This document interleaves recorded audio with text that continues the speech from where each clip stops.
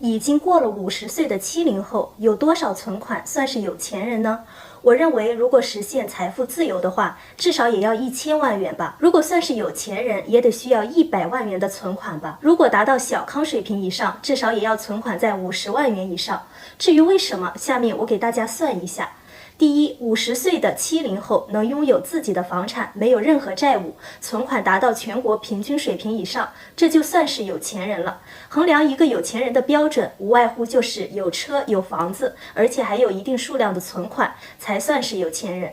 那么存款达到全国平均水平以上到底是多少呢？根据2021年的全国数据统计，我国存款总额227.21万亿，其中住户存款在2020年底93.44万亿的基础上增加了6.68万亿，为100.12万亿。所以，如果我们按照我国的14亿人口来算的话，人均存款基本在100.12亿元除以14亿人等于7.14万元。也就是说，一个3口之家，如果家庭达到22万的存款，也就算是有钱人。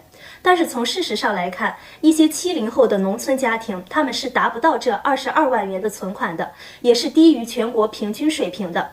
第二，50岁左右的70后，未来还要面对生病住院的花销以及其他的花销。存款只是一方面，当然还有另一方面的支出，而一些50岁的70后也一样。他们不可能不生病，也不可能到90岁的年龄以后会无疾而终。而事实上，很多50岁的70后以及60后、50后们也是面临着疾病的困扰。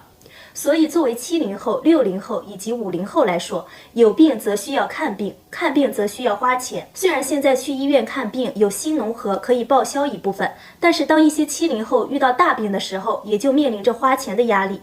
除此之外，还有一部分70后正面临着上有老下有小的压力，而这一方面对于70后来说，花钱也是一个很大的数字。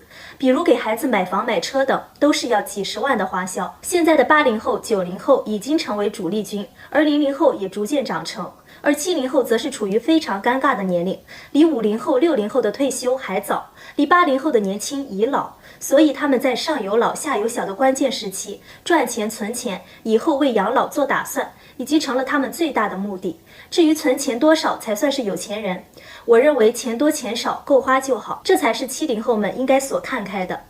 好了，朋友们，本期视频到这里就要结束了。对于这个话题，大家还有什么看法呢？欢迎在评论区里互动留言，下期再见。